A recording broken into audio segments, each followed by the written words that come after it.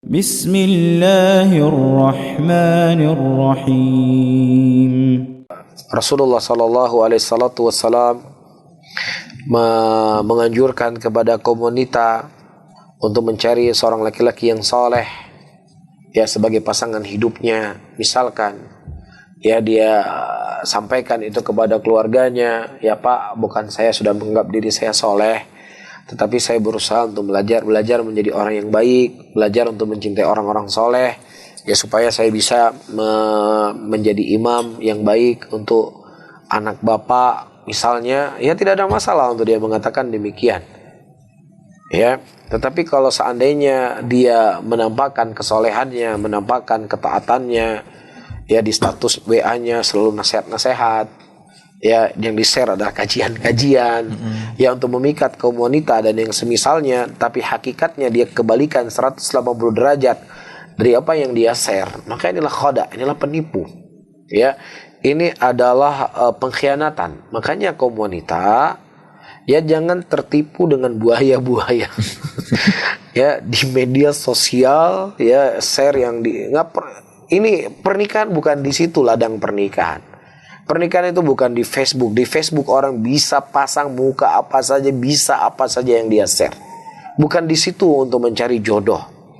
Ya, jodoh itu adalah urusan keluarga. Dalam arti kata, ya, si bapak kita mengenal laki-laki tersebut, ibu kita mengenal dia. Ya, kita juga, si bapak kita kenal bapaknya, kenal ibunya. Di mana dia, anak siapa dia. Harus saling seperti ini. Ya, karena ini akan memudaratkan bagi wanita itu sendiri. Ya, terlena, terpesona melihat seorang laki-laki di Facebook, wajahnya tampan, bisa saja foto orang dipasang.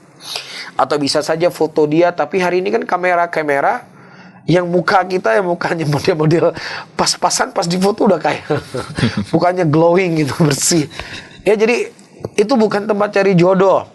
Dan banyak malapetaka dan kerusakan yang terjadi. Jangankan, ya, seorang wanita yang belum menikah, perempuan-perempuan yang sudah punya istri, suami, punya anak-anak, terperangkap dengan buaya-buaya yang ada di, buaya dalam arti kata, ya, mungkin bukan buaya, laki-laki yang model-modelnya seperti itu, ya, akhirnya dia meninggalkan suaminya, meninggalkan anak-anaknya.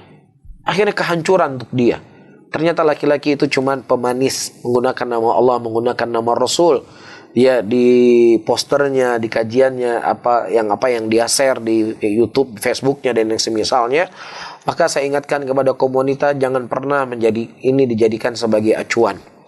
Pernikahan itu bukanlah sesuatu yang sesuatu yang simple.